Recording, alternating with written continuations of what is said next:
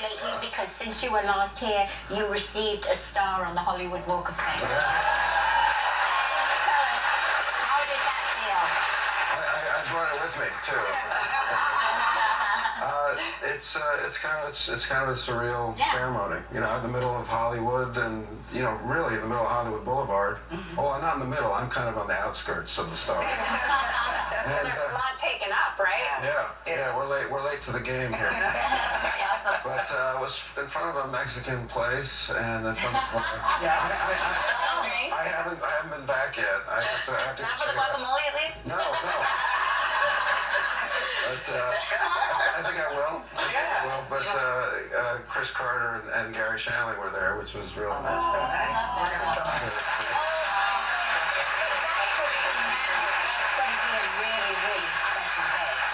It is. That's it wasn't the last time that I saw Gary, but it was one of the last times. And he gave a really beautiful. You only get like 2 minutes to introduce the person. It's not like you can really. But he managed in that 2 minutes to say some beautiful and extremely funny things, and it was very much in his character.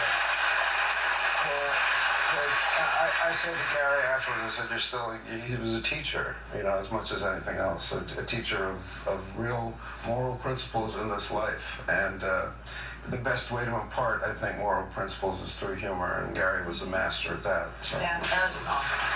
Beautiful way to be presented. Let's go to Walk of Star, Walk of Fame. Now your show, Aquarius, is on its second season. Yes.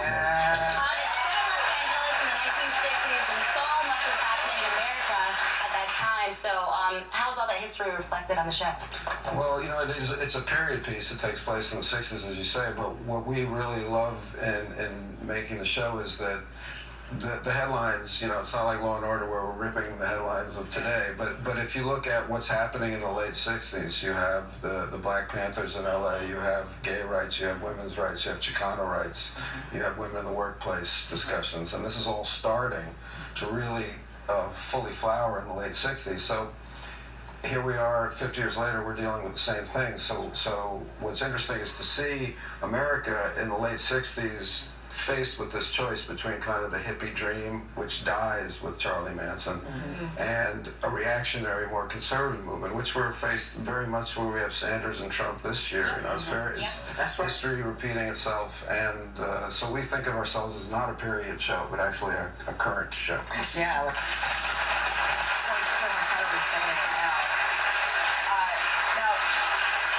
You're incredibly busy right now because in addition to Aquarius, your second book. Say it. The second book Say of it. Bucky Bleeping Dent. That's I have been forbidden.